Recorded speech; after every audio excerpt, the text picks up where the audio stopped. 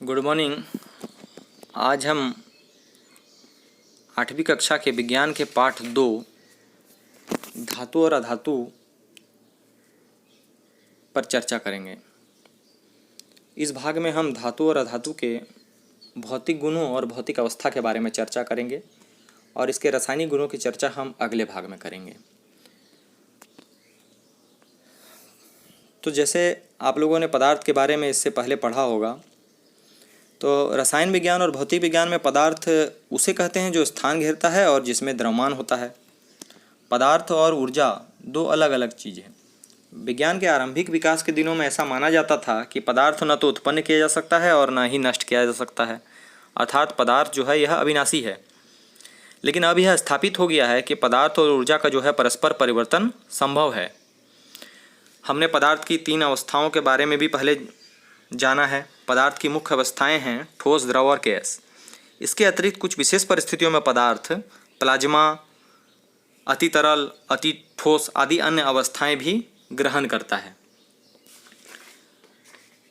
तो पदार्थ को उनके कुछ गुणों के आधार पर 2 भागों में हम बांट सकते हैं। पहला है धातु और दूसरा अधातु। बहुत सारे पदार्थों को उनके खास गुणों के कारण धातु कहा जाता है, जैसे लोहा, एल्युमिनियम, सोना इत्यादि। तो हम इनके भौतिक गुणों के आधार पर भी हम धातु और अधातु में भेद कर सकते हैं। तो चलिए आज हम इनके भौतिक गुणों को विस्तार से जानें। तो सबसे पहले हम जो गुण देखते हैं वो चमक।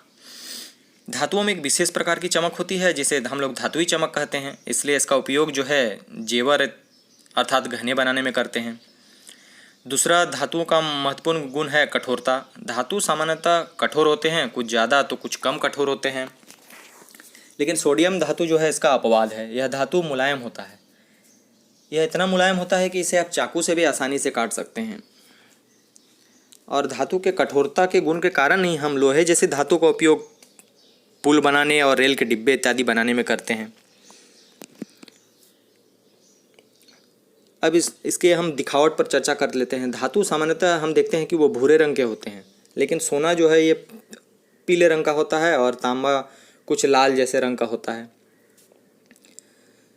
चौथा इसका महत्वपूर्ण गुण है आघातवर्धनीयता। धातुएं जो हैं ये आघातवर्ध होती है। आघातवर्ध से तात्पर्य यह है कि इन्हें ठोकने पीटने पर यह बिना टूटे जो है ये पतली चादरों या पात्रों बर्तनों में परिवर्तित हो सकती है, जैसे सोना, चांदी, तांबा।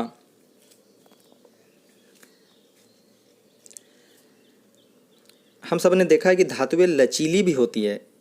लचीलापन गुण हम इसे कह सकते हैं, ये तन्यता भी कह सकते हैं। धातु के इसी गुण के कारण जो है हम इसे पतले तार के रूप में बदलते हैं। तांबा, सोना, चांदी बहुत अधिक लचीली धातुएं हैं, लेकिन इन सब में जो है सोना सबसे ज़्यादा लचीला धातु है। इसलिए हम इसका उपयोग जो है आभूषण बनाने में करते हैं। इसके बाद हम इसकी चालकता पर चर्चा करें तो सबसे पहले हम ऊष्मा की चालकता पर चर्चा करते हैं। धातुएं ऊष्मा की अच्छी सुचालक होती है। इसी गुण के कारण हम इसका उपयोग खाना बनाने के बर्तन के रूप में करते हैं।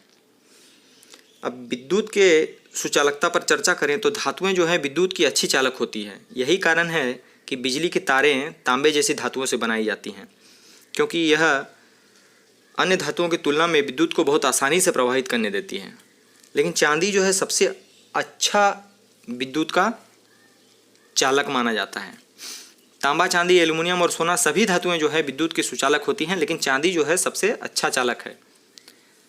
लेकिन फिर भी सोने और चांदी का उपयोग हम विद्युत तार बनाने में नहीं करते हैं, क्योंकि सोना और चांदी जो है विद्युत के अच्छे चालक होने के साथ ही ऊष्मा के भी अच्छे चालक होते हैं।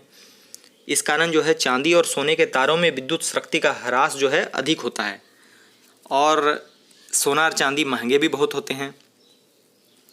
तो हमारे पास एल्युमिनियम और तांबा जो है विकल्प के रूप में बेहतर है। लेकिन एल्युमिनियम जो है यह सस्ता और हल्का होता है,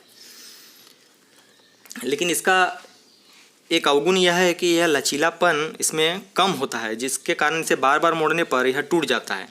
इसलिए हम तांबे को जो है विद्युत तार बनाने के लिए सबसे उपयुक्त या बेहतर मानते हैं। अब हम इसके अनुनादी या ध्वन्यात्मकता गुण पर जाते हैं। धातुओं को किसी चीज़ से जब हम चोट मारते हैं या बजाते हैं तो यह ध्वनि उत्पन्न करती है। आप सभी ने विद्यालय में बजने वाली घंटी देखी होगी। इसी गुण के कारण जो है हम इसका उपयोग करते हैं। ये तो हो गए धातुओं के भौतिक गुण। अब इसकी हम थोड़ी भौतिक अवस्था पर चर्चा करते हैं। तो हम प्रायः देखते हैं कि धातु सामान्य तापमान पर जो है यह ठोस अवस्था में होता है, लेकिन आपने मरकरी देखा होगा, यह सामान्य तापमान पर द्रव अवस्था में रहता है। धातुओं का द्रवणांक और गलनांक भी काफ़ी ज़्यादा होता है, लेकिन गैलियम धातु का गलनांक इतना कम होता है कि यदि इसे आप हाथ पर रखें तो ये हथेली के तापमान पर, यानी मानव शरीर के तापमान पर ही यह पिघलना शुरू कर देता है। इसके बाद अब हम अधातुओं के भौतिक गुणों की थोड़ी चर्चा करते हैं। अधातुओं के जो गुण होते हैं वो लगभग धातुओं के गुणों के विपरीत ही हम कह सकते हैं, या ठीक विपरीत होते हैं। तो सबसे पहला अधातु का भौतिक गुण है गैर चमकदार। अधातुएं जो है ये निष्प्रभ होती हैं, अर्थात यह चमकदार नहीं होती हैं। जैसे अपवाद है, लेकिन ग्रेफाइट और आयोडीन ये अधातु हैं लेकिन फिर भी चमकदार होती हैं। दूसरा अधातु का भौतिक गुण है भंगुरता। चोट मारने पर अधातुएं चूर्ण में टूट जाती हैं, यह भंगुर होती हैं। लेकिन अपवाद है हीरा। हीरा एकमात्र ऐसा अधातु है जो अत्यधिक कठोर होता है।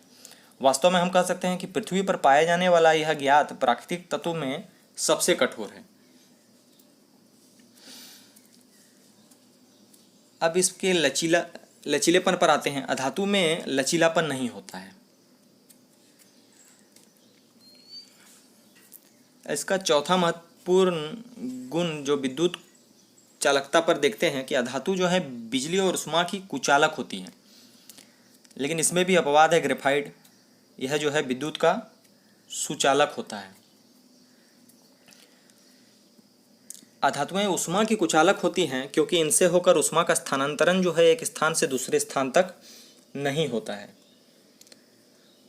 अब आते हैं अध्वन्यात्मकता पर। अधातुएं जो हैं अध्वन्यात्मक होती हैं क्योंकि इन्हें पीटेंगे तो गूंजने वाली ध्वनि जो है उत्पन्न नहीं होगी।